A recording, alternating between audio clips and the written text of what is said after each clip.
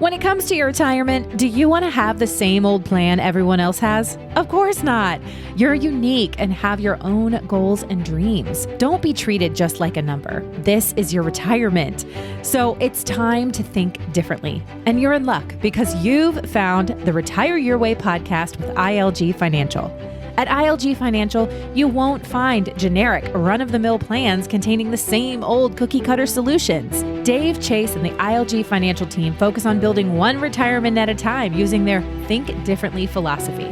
And that means your own comprehensive plan with customized solutions built to achieve just one goal, yours. So put on your Think Differently hats and get ready to take back control of your retirement today and for all the tomorrows to come. ILG Financial's Retire Your Way podcast was created just for you, and it's starting right now. Welcome to the Retire Your Way podcast. I'm Ron Stutz, and Chase Lopez is here today. Today at ILG Financial, we're going to talk about Social Security.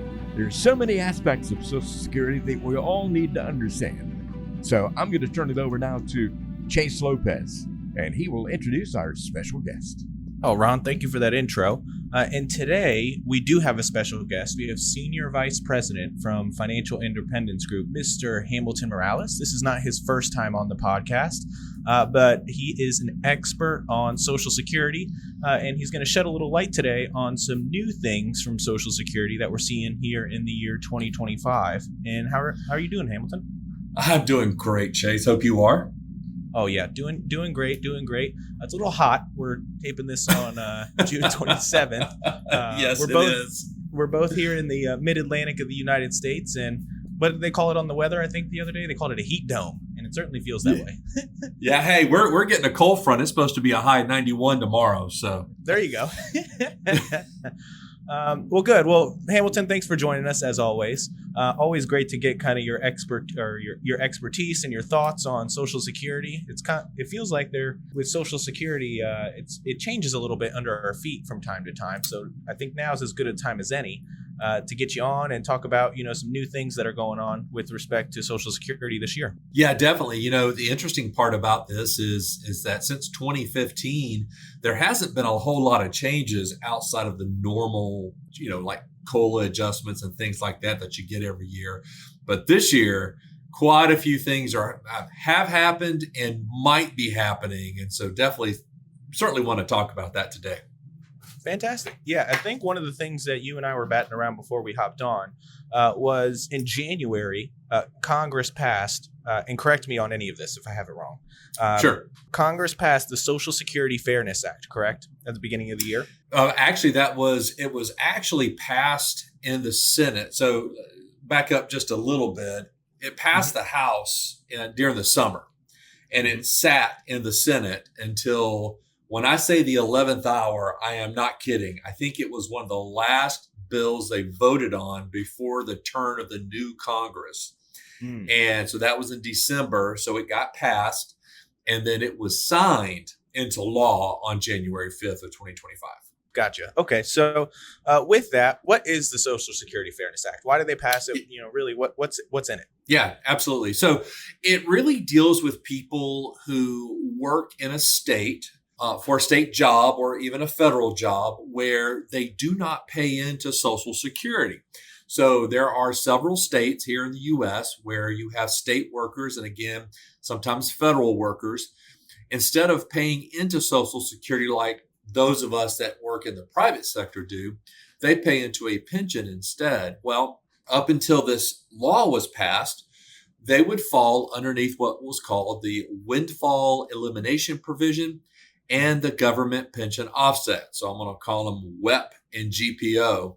And basically what that did is if the person did qualify for their own Social Security benefits, maybe they had a previous job in the private sector where they did pay in and they did hit their 40 credits, but then took the state job where they didn't pay into Social Security, their Social Security would be reduced once they retired, started taking Social Security and their pension. That was the WEP. And then the GPO, Government Pension Offset, affected the same person as it related to their ability to get spousal and or widow's benefits. And so, for those people, it was a pretty big hit. And in some cases, with spousal benefits or widow's benefits, they may not have qualified at all, depending on the size of their pension. And so the Social Security Fairness Act came in and said, we're going to eliminate that. It's gone. So those people who do not pay into Social Security because they have a state or federal job, again, maybe they qualified for their own Social Security from a previous job, or they're looking at spousal or widow's benefits, they are not affected by the WEP or GPO moving forward. So that's a huge, huge deal for those people. No, absolutely. And so just to kind of drill down a little bit as we kind of talk this out. So if, for example, somebody worked for the state and they didn't pay into Social Security like you were talking about, but they didn't qualify. Let's say they had under the 40 credits. This law wouldn't necessarily affect those people because they never qualified for Social Security, if I'm hearing you right? Actually, it would. The WEP would not affect them, but the GPO would. So remember, there's two pieces of that puzzle. You got the WEP, which affects the person that did qualify for their own Social Security benefits, but now they're working in the state and not paying in, where their benefit would have been reduced.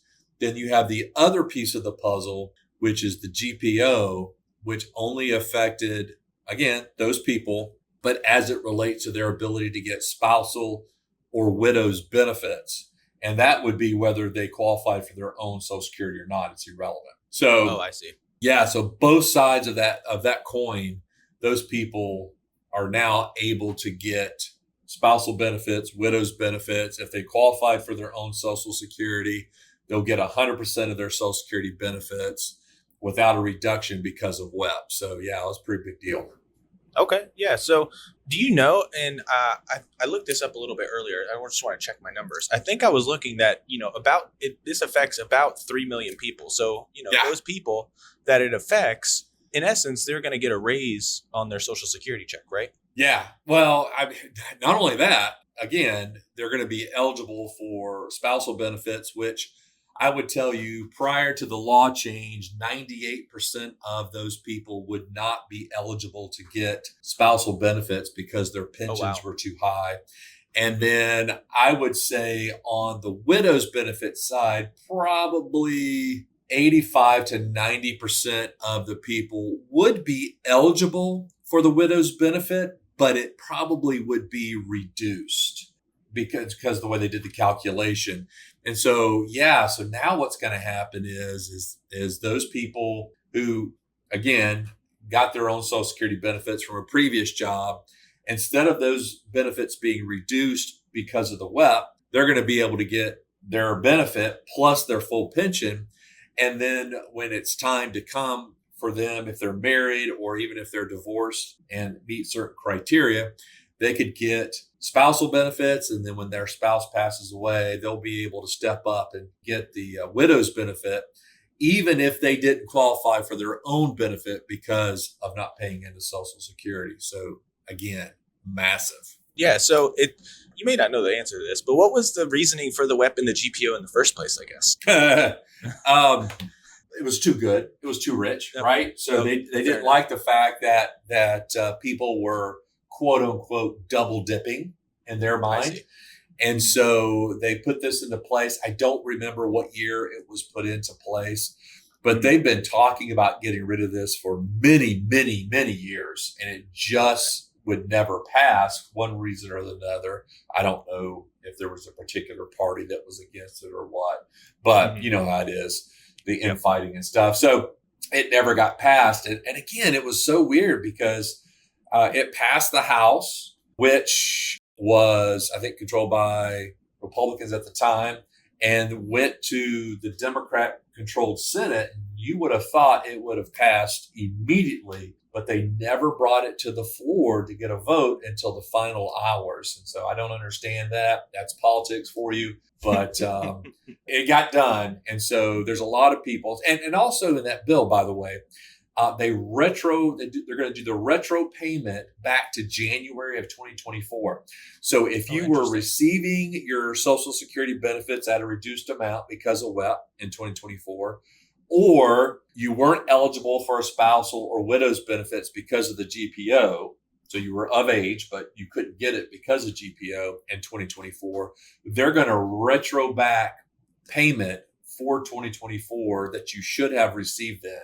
Plus, moving forward, you'll start receiving that. So last I checked, this was back in March, they had about 1.2 million people that had already paid out and gotten them on their correct payment plan as it relates to Social Security. So definitely by the end of the year, all this is going to be done for those people who are supposed to get it now. And then, of course, for people like us that are a lot younger and we haven't got to that point yet, by the time we get there, it'll be all set to go for them. Do folks have to do anything to get that retroactive payment? It just happens automatically? No, it's automatic. Yeah, they're working on automatic. Here's the thing. You got to understand. I mean, a lot of people don't realize this, and I know it's mind-boggling to think that this is the case, but the federal government as a whole, all the different departments of the federal government are using computer systems from like the 1980s. Wow. And I'm not kidding when I say that. And so they're so far behind technologically. And so, like Doge or not like Doge, one of the things that they're doing is they're going in and they're revamping all the technology, upgrading all the technology. And in doing that, it's going to help things like this go so much smoother and faster for people. It's going to make for a more pleasant experience when you're dealing with stuff like this. Well, you want to know what's funny is we're located here in the DC area. So obviously a lot of our clients are either, retired federal government or contractor, everyone's kind of cross paths. And I was talking with someone and they had mentioned the same thing, that the technology at Social Security was so outdated. And they were saying that basically the computer coding language that the current technology was using was only known by like a few people because it was so old. They don't even, and I don't know too much about technical stuff like that, but essentially what they were saying is, the language is so outdated. Anyone that's going to college now for computer science would not know that language because it's so dated. That is absolutely correct. And so they're upgrading everything. Every department's getting upgraded to the most recent in technology. And I think that it's going to do a lot of things. Okay. And again, don't mean to get any, political or anything like that on here, because that's not what this is about. But it is going to help checks and balances on money being spent, where it's going, how it's being used. Whereas today, because of all the old technology, it was very difficult to do that. And so I think it's only going to help the taxpayers in the future, knowing where their tax dollars are being spent, and then also just in dealing with the government on different levels, i.e. Social Security being one of those. It's going to be a much pleasant experience because of the technology. Yep. No, I agree.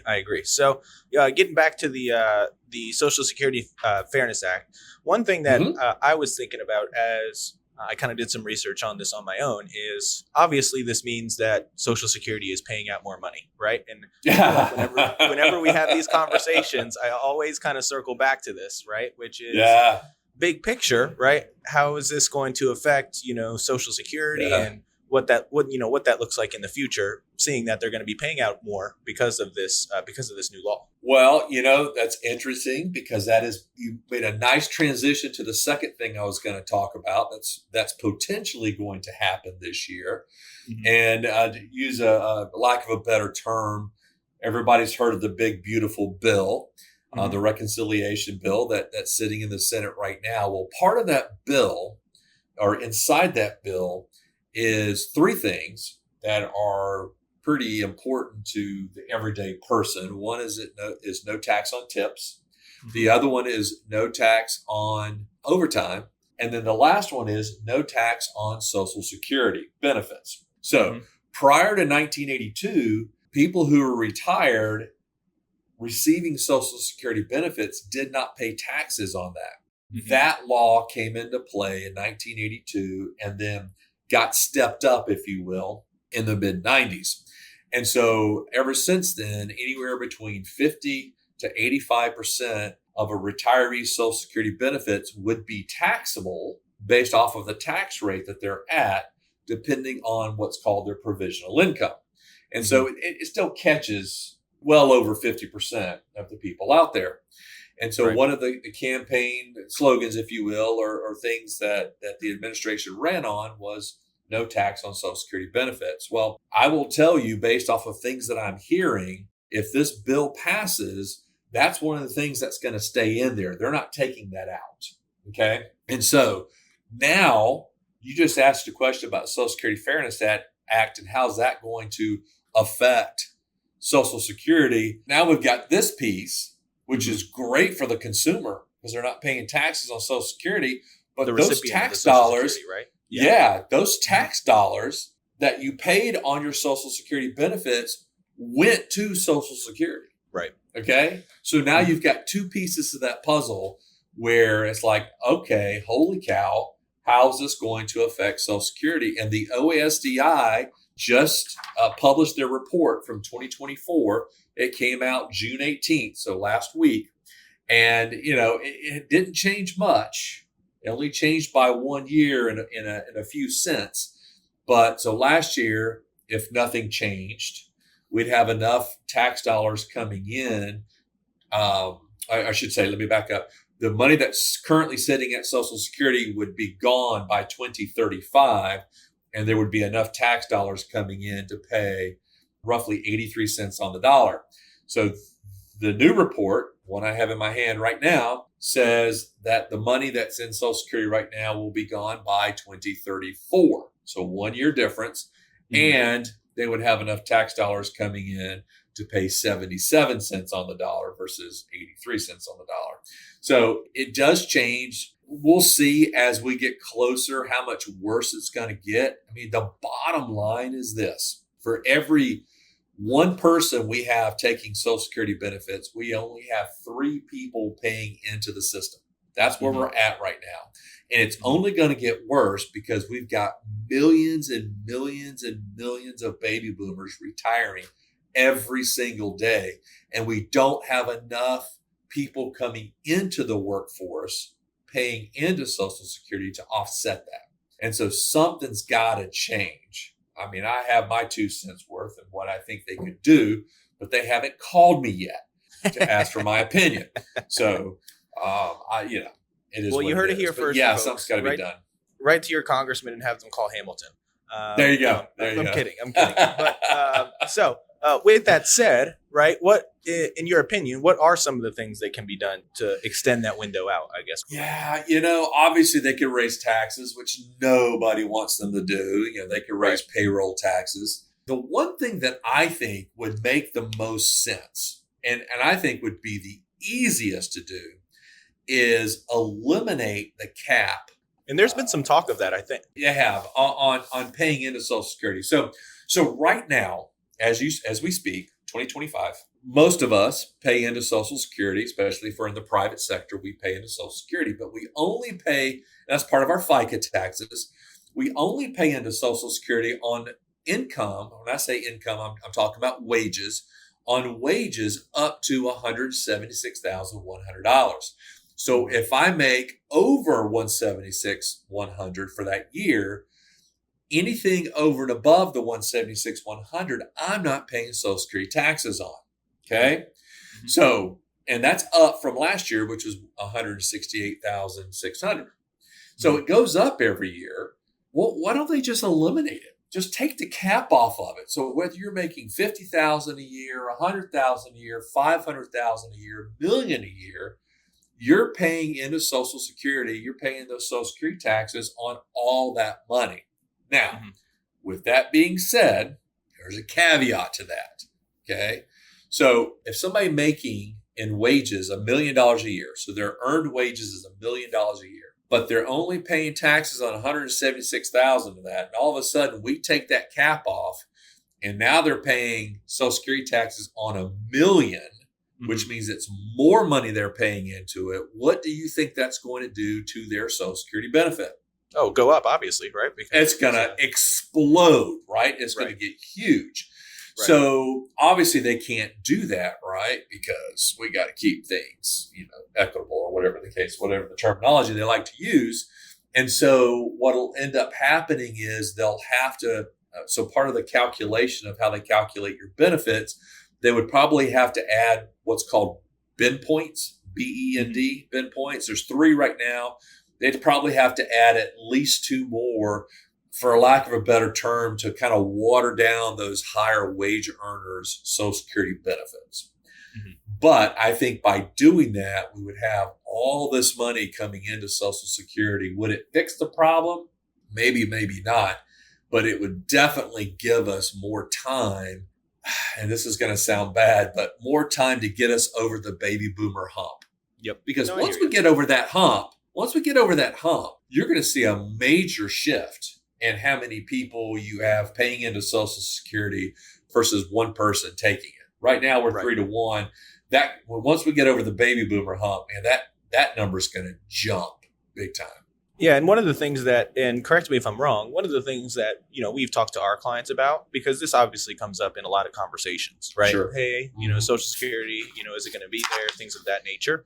So one of the things we talk to them about is, 2 things, right? Number one is, and this goes for anything, not just Social Security, but hey, let's at least have a contingency plan, right? Let's say it does go to 75 cents on the dollar, like you mentioned before. Well, okay, what are we going to do to fill that gap, that 25% gap in this scenario, right? In order to do so, right? If you have the funds available, what's the best way to invest those, to help insulate from that? And then number 2, I'd like to hear your thoughts on this is whoever is, this is not a political statement, whoever's in power at that time, right? Once we get to that 2034, 2035 date you mentioned, it is going to be definitely in their best interest to figure something out, right? Make some sort of change to make sure that doesn't happen, because ultimately, whoever that is at that time, they're going to be the politician that, let Social Security checks get cut by 25%. So, it's a damned if you do and a damned if you don't, right? Mm-hmm. So this is not something that's new. This has been going on for decades. Okay. Right. So people need to understand that this is not something that's happened in the last 10 years or last 20 years. This has been an issue since the 80s. All right. And so the issue is everybody, when it comes time for elections, whether it's the midterm or the presidential elections, once you start getting in, so starting next year, right? Mm-hmm. Starting in January of next year, I mean, I put my money on it. It happens every time. You're going to start hearing the people who are running for offices, whatever those offices that are coming up, they're going to start talking about fixing Social Security. It always happens the year of elections, right? Right now, it's all hot air, right? Mm-hmm. This is just so they can get elected. The problem is that when you start messing with Social Security and trying to fix it, you're not going to make everybody happy. So it's almost like political suicide to do anything until you absolutely have to, right? Until there's just nothing else you can do. And that's really what's happening. They keep kicking the can down the road, knowing that eventually we're going to have to do something. But you know what? I might have been retired by then, and I don't have to worry about it. That's kind of the thought process with it. But eventually somebody's going to have to do it. And whoever does do it, if they do a good job in fixing it, yes, that's going to be a lot of political capital for them. Well, and, quite frankly, that's not really different than most things that have to do with politics. Yes. Right? What's the old phrase? Deadlines make deals. True. So, but Social Security is big. I mean, sure. You're talking, what's the big 3, right? So you got Social Security, Medicare, Medicaid. Those are the 3 biggest budgetary items out there, period. And by the way, only 2 of those, the American people who receive them paid into it. Right. The third one is not, right? Right. And so not only are you having to make decisions as it relates to how people are going to be affected by the care, the amount of medical coverage that gets paid out, as well as how much Social Security benefits they get, but you're also messing with their tax dollars because these people paid into that. Oh, sure. No, absolutely. So, it's huge. So if someone that was 65 and they were coming to you and they said, hey, I'm worried about, my Social Security being there. Yeah. Right. And, I'm worried. And they say, hey, I'm going to make a decision on when to take Social Security. This is a common phrase that we hear. I'm going to take it early because I want to get it while it's around, right? Right. Get it while it's good. What would kind of be your response to someone like that came with you with that? Yeah. So have you ever heard of the term "too big to fail"? Certainly have. Yes. All right. Especially in our industry. Yeah. Social Security is too big to fail. The federal government will not allow that to happen. I firmly believe with everything that I have in me that Social Security will not go away 100%. Now, does that mean that it's not going to change? I didn't say that. Now, right. It may look different, but it's not going away. So I tell people, don't make your decisions based off of whether it's going away or not, because it can't. It just can't go away. They're going to make it work somehow, some way.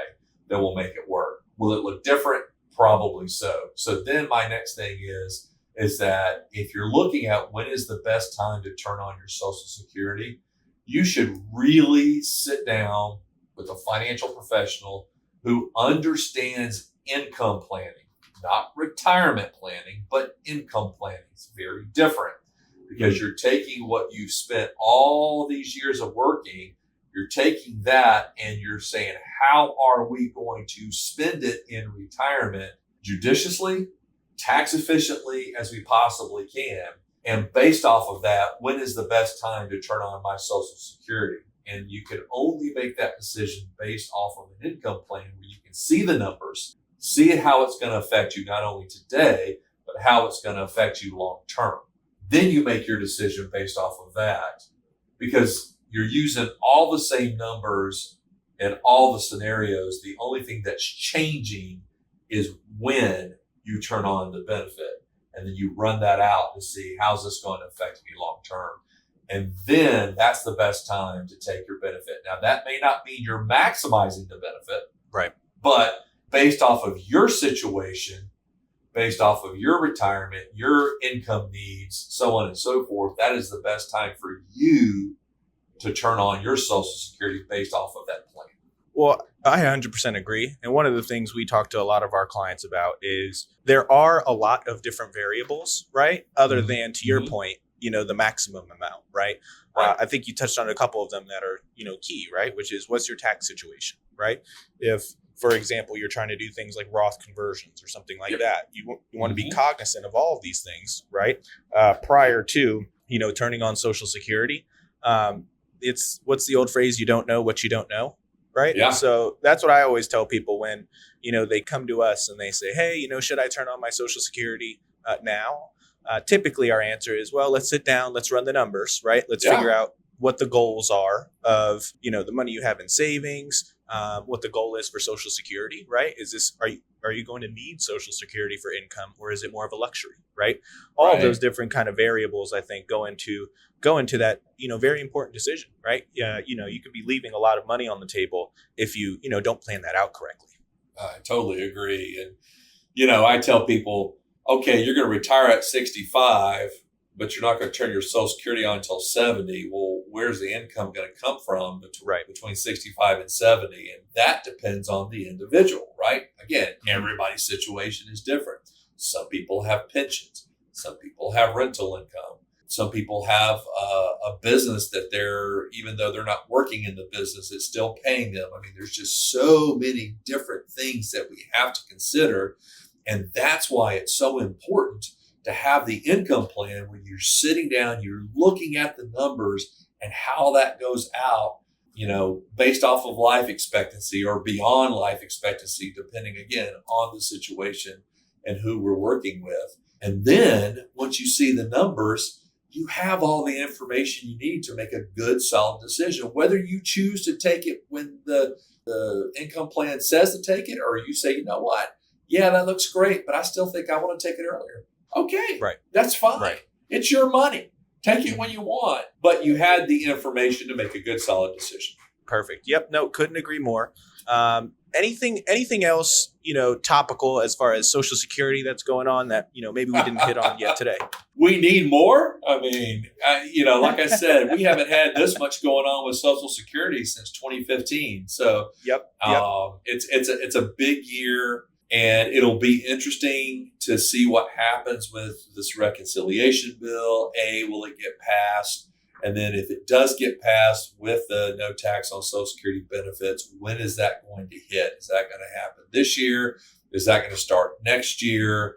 So there's there's more information to come once it gets passed, but nothing yet until we actually know it's going to get passed, because we know it's going to get signed into law if it does get passed. So people need to keep their eyes on it. It'll be something interesting for everybody to watch. Yep, it sounds like that's another podcast for us once that comes out. Yeah. Hopefully once that hits. Yes. Hopefully we'll be hearing from you once that does pass, so we can get a little more clarity as to exactly what it's doing with respect to Social Security. Absolutely. Yeah, absolutely. Right. Appreciate it, Hamilton. Thank you so much for your time today. Always great to kind of have you on here to walk us through some of these more nuanced and kind of complicated things that go on with Social Security. And we'll talk to you soon. All right. Thank you so much, Chase. It's great to be on. Now we all know a lot more about Social Security. You are one step closer to learning what a customized retirement strategy can do for you as well. Of course, today's conversation with Chase Lopez of ILG Financial and Hamilton Morales, Social Security expert. Income, legacy, growth, it's all right here at ILG Financial. And it's about helping you plan for retirement your way so you can achieve your financial goals. Call ILG Financial at 540-720-5656 or go online to ilgfinancial.com to learn more. Join us again next time for the next edition of the Retire Your Way podcast with ILG Financial.